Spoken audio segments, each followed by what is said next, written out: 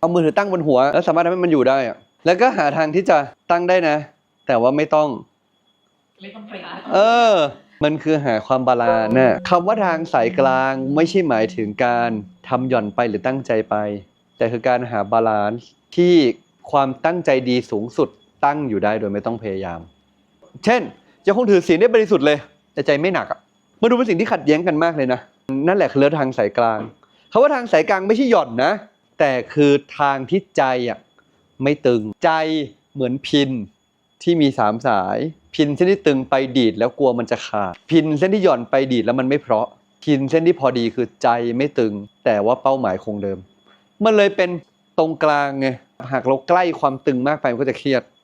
หากเราใกล้ความหย่อนมากไปมันก็จะทำให้เป้าหมายไม่เป็นจริงทำไงให้มันยังคงใกล้ความตึงได้แต่มีที่ว่างที่มันพอไปได้มันมีที่ว่างตรงกลางให้ใจมันยังคงแบบสบายๆเหมือนมีความตั้งใจภายใต้การมีที่ว่างให้ได้หายใจ